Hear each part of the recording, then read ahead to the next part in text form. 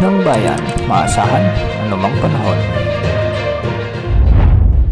Magandang araw po sa ating lahat. Narito na ang update sa lagay ng ating panahon ngayong araw ng Miyerkules, November 13, 2024 at sa binabantayan nating mga bagyo sa loob at labas ng ating area of responsibility.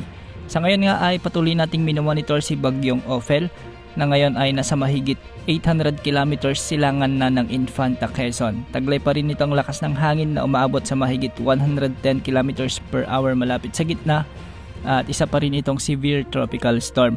Ngayong araw inaasahan na lalakas na ito bilang typhoon category o maaabot na nito ang kanyang typhoon category. Patuloy itong kikilos ng west-northwest sa mga susunod na araw hanggang sa posibleng maglandfall ito sa hilagang bahagi ng mainland Cagayan. Sa araw ng Huwebes inaasahang tatama o di naman ay tatawirin ng bagyo ang lalawigan ng mainland Cagayan lalo na pagsapit ng hapon ng Huwebes bilang typhoon category, kaya hindi inaalis ang posibilidad na magtaas ang pag-asa ng signal number 4 sa mga lugar sa bahagi ng Cagayan Valley. Pinaaalalahanan na natin ang ating mga kababayan dyan sa may extreme northern Luzon na paghandaan muli ang paparating na bagyong si Ophel dahil mapaminsalang bagyo muli ito na posibleng magdala ng mga pagbaha at pagguho ng lupa at yung mga malalakas na pagbugso ng hangin na maaring makasira sa mga kabahayan at posibleng pagragasan ng mga malalakas na tubig at lupa sa mga kabundukan. Hindi lang yung mga taga-Cagayan ang ating pinaaalalahanan kundi pati na rin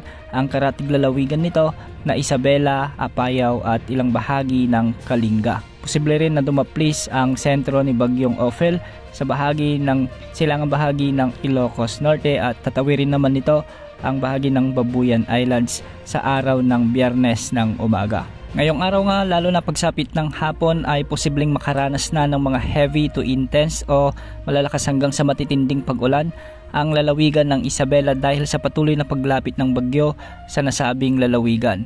Ang pag-ulang dala ng bagyo ay posibleng magdulot ng mga pagbaha at pagguho ng lupa at pwede rin magkaroon ng malawakang pagbaha sa mga mabababang lugar. Posible ring makaranas ngayong araw lalo na pagsapit ng hapon ng moderate to heavy o katamtaman hanggang sa malalakas na pag-ulan ang mga lalawigan ng Cagayan, Apayao, Abra, Kalinga, Mountain Province, Ifugao at Aurora. Pinag-iingat po natin ang ating mga kababayan dyan lalo na't kadadaan lamang ni dating bagyong Nika sa mga lalawigang ito. Pagsapit naman ng Huwebes hanggang sa Biyernes ng hapon ay posibleng makaranas na ng mga intense to torrential rains o katumbas ng mahigit 200 mm na pag-ulan ang mga lalawigan ng Babuyan Islands, Cagayan at Isabela. Ito na yung araw kung saan mas malapit na ang sentro ni Bagyong Nika o di kaya naman ay dumadaan na ang mata nito sa mga nasabing lalawigan. Posible ring makaranas sa araw na ito ng heavy to intense rains ang mga lalawigan ng Apayao, Abra, Kalinga, Ilocos Sur, Mountain Province at Ifugao. Posible rin ang mga pagbaha at pagguho ng lupa sa mga lugar na ito. At sa Ilocos Norte, Ilocos Sur, Benguet, Nueva Vizcaya, Quirino at Aurora ay makakaranas naman ng moderate to heavy o katumbas ng 50 to 100 mm na pag-ulan sa araw ng Huwebes hanggang Biyernes dahil ito ay sa pag-iral ni Bagyong Ophel. Ayon sa Pag-asa, posible pang magbago ng bahagya ang track na tinatahak ni Bagyong Ophel at pwedeng umakyat ng bagya o di naman ay pwedeng bumaba ang kanyang track. Depende na lang sa lagay ng northeasterly wind flow sa taas o di naman ng high pressure area. Posibleng itulak nito pababa at posibleng makaapekto sa bahagi ng Isabela. Pero hindi rin natin inaalis ang posibilidad na mas tumaas din ang track nito at hindi na tumama sa kalupaan ng mainland Cagayan. Samantala isa pang bagyo ang patuloy na minomonitor ng Pag-asa at ito ay may international name na Manyi. Sa ngayon ay isa na itong tropical storm category at patuloy na kumikilos ng pakanluran.